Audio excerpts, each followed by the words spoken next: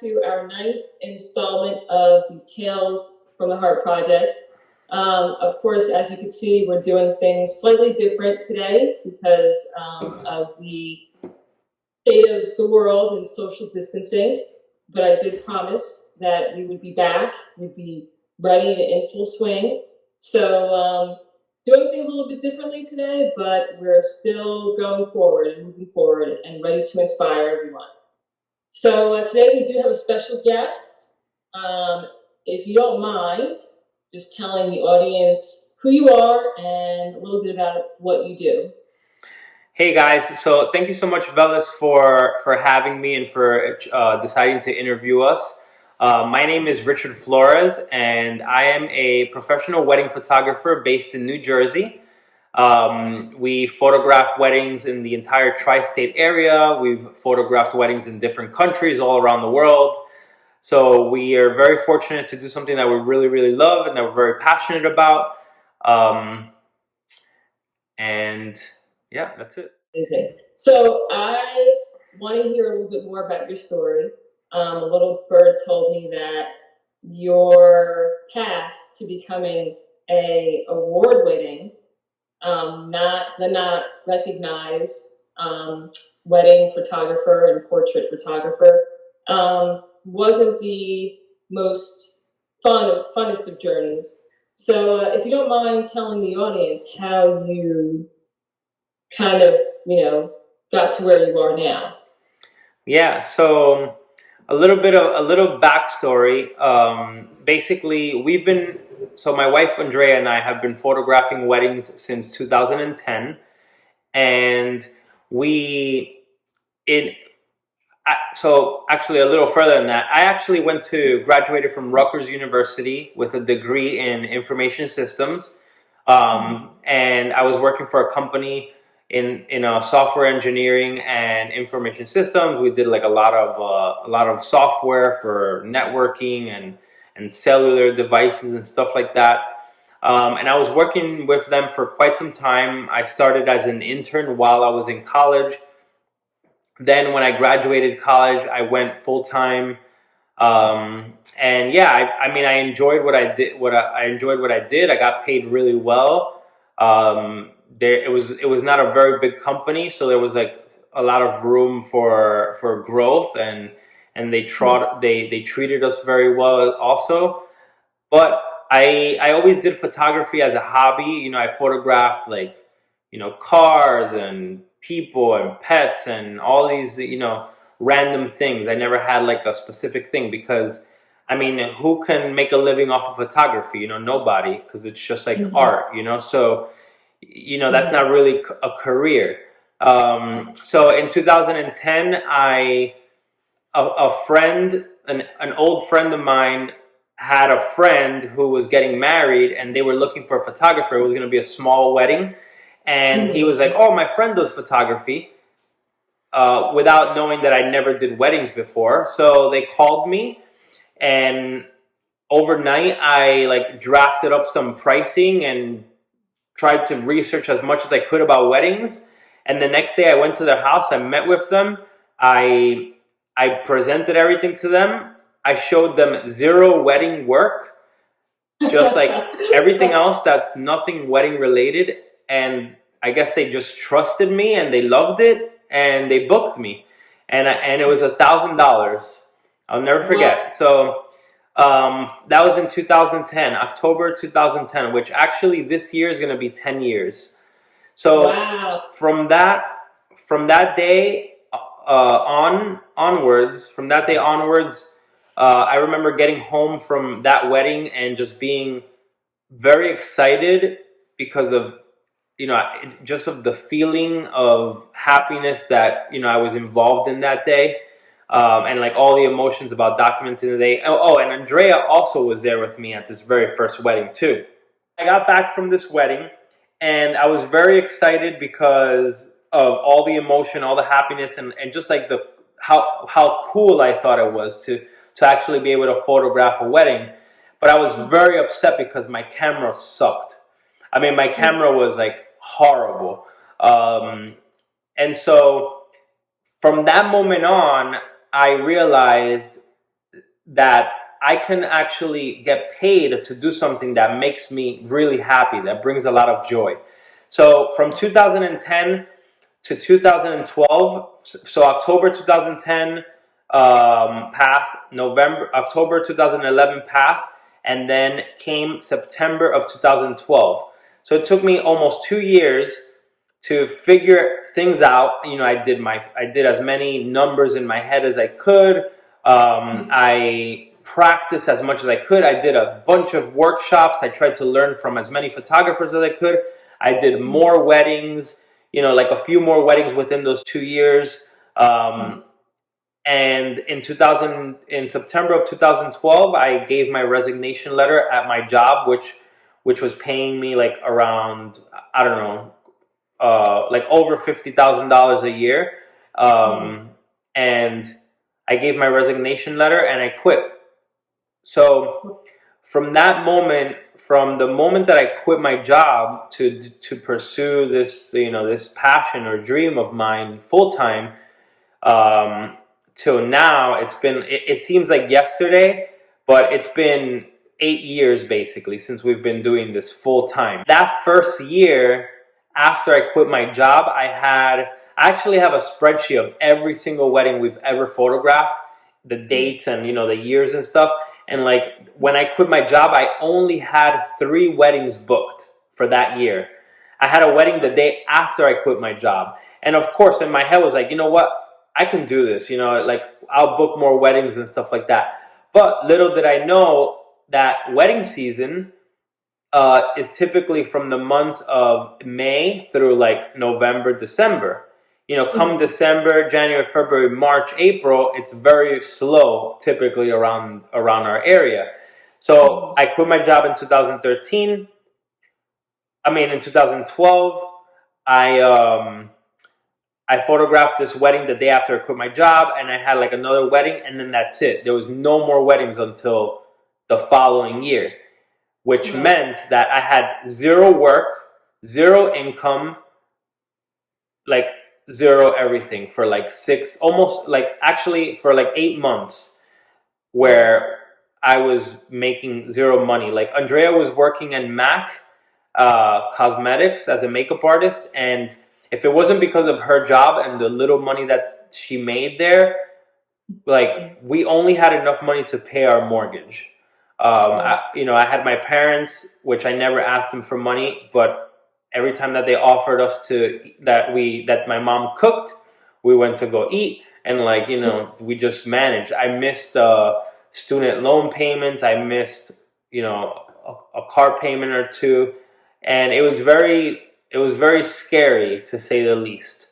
And there were moments where like we felt like this is not going to work, this is going to fail. But Andrea was always there by my side, pushing me and just saying, "Don't worry, everything's going to be okay." I did a lot of I read a lot of motivational, inspirational books. I'm very big on like the law of attraction, and I had read The Secret like many years ago, and then I read it like 20 more times during this time, just thinking that something has to change.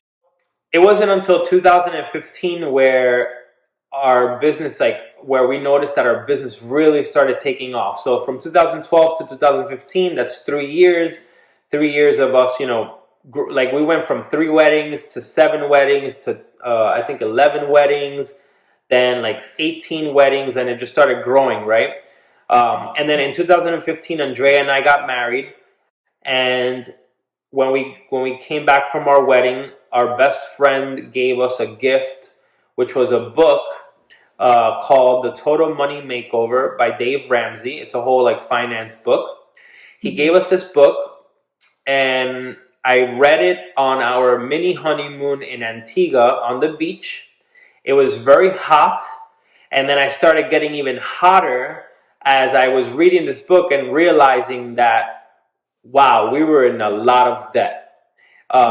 We had student loan debt. We had a mortgage. We have a mortgage. We had student loan debt. We had car payments. We had some credit card bills. We had a business loan because we had just gotten our studio, which I don't regret. It was a big risk, but to this day we don't regret it. And it was very nerve-wracking. So we came back from this trip, and I read the book again on the flight. We came back, we put all of our finances together. From November of 2015 to October of 2018, it took us 22 months, and we paid off $147,000 worth of debt. And basically we were just like working our butts off as much as possible. At that point, thankfully and luckily, our business was already like fully functioning. We were booking weddings. We usually do about 36, 37 weddings a year. And we were just taking every work that we could. We were spending almost zero money. We were just, avoiding going out, avoiding buying things, avoiding everything. And then in 2018, we were like, officially, unofficially debt free. And the reason I say unofficially is because we still have our mortgage, but according to Mr. Dave Ramsey's plan, that's like way, something to pay off in the future. But for the most part, we like he says, we lived like no one else and worked as hard as possible so that now we can live like no one else and enjoy our life a little bit more. Oh, that's amazing, amazing. And I imagine going through all of this, being on a beach in Antigua and having the clouds of debt and just money stacking up against you. That must have been terrifying. But I can also say that the fact that you guys have been consistently voted by your customers as being one of the top wedding and portrait photographers in New Jersey, I'm sure that definitely fueled you to continue on, I imagine, right? Yeah, absolutely. I mean, we, regardless of what was going on in our personal life and in our financial life, we were very fortunate to be doing something that we really loved. And it didn't feel so much like work. It just felt like, we were just doing something that we love, and we always wanted to put as much effort into it as possible. So just doing that, basically that was the fuel to keep us going. And then when we realized that we were in debt, we already had that fuel to back it up so that we can try to pay it off as quickly as possible. A lot of people were like, "You're crazy. You're definitely crazy, Richard. Like my parents are a little bit more of the old school side. My mom was definitely afraid for my life, and especially she didn't like the fact that I went to school, graduated, got my degree, 5 years diploma, had student loans and everything, and then all of a sudden, basically, like all of that just went out the window. And then my dad was very supportive as well, even though he was, they were both nervous for me, but they were both very supportive. Andrea, on the other hand, was very, very supportive, just because she really came from like nothing. Like, when I mean nothing, I mean like, I at least had on my table every day. My parents bought me nice toys, clothes, shoes, everything. Andrea literally came from a third world country where she was born. There was like no floor. There was no floor. It was like a dirt floor. So I feel like just the fact that I had her by my side too, and our struggles for me were real struggles, but for her they were like, this is normal for me. So that kind of kept pushing me. And then the last thing was, there was several people that were like, this is not going to work for you. You're crazy. Why are you doing this? You need to go back to a 9 to 5. You're wasting your time. Who makes money from photography? Like, you need to be like, have a real degree, a real job. Those are all things that I would hear. And I feel like I'm the type of person that I'm like, when someone tells me not to do something, I do it regardless. And if something happens, then I'll just learn from it. But I'm I take a lot of risks too, Mhm. and this was a big risk. So Wow, amazing. So, listening to your story, it makes me definitely want to, hint, hint, have Andrea be the next Tails all right. interview. So, guys, watch out for that. Watch out for the next video. So, Richard, if you don't mind, um, letting our audience know what advice, what words of wisdom, nuggets of information could you give them, um, for people who are in the same boat that you were in, that want to be able to take their passion and turn it into a sustainable business? You have any words of inspiration for them? Yeah. So first of all, I mean, I talk about this with a lot of people sometimes because like I have friends and just colleagues and photographers that sometimes reach out to us and they want to know like how we did this, or they're still working at their job. And granted, like what I did, I don't know if I would do that now. Maybe the reason that I don't know if I would do it now is because I have a child, and it is very scary. But the one thing that I've always said to everybody is that the worst thing that can happen in your life, in my opinion, is you get terminally ill, a family member dies, or you die. Everything else, in my opinion, if you really want it, you can achieve it. You can work hard. You can replace it. Money can be replaced. Material things can be replaced, in my opinion. So at that point, like what? So when I started, when I quit my job, my mentality was like, what's the worst thing that can happen? The worst thing that can happen is I'll have to go back to work. I really don't want to work for anybody else. So if I have to sit in a corner and make empanadas uh, for the rest of my life, I will make the best empanadas in the world. And the reason I say that is because when I was small, my parents used to own a grocery store, and I used to make empanadas for customers. So, but my word, like my tips are, first of all, if you're doing something that is not making you happy, in my opinion, you're wasting time in your life. And granted, I know that sometimes it's hard to find something that's going to make you happy. Some people have that, it's difficult for them to figure out what it is that they really want to be doing. But sit back, read, research, associate yourself with people who have that mentality of like wanting to get out there and do something different for themselves. Because I feel that that's going to maybe spark something in you. All right. Thank you so much. Thank you for your words of wisdom. And this is another Tales from the Heart project interviewee, Richard Flores.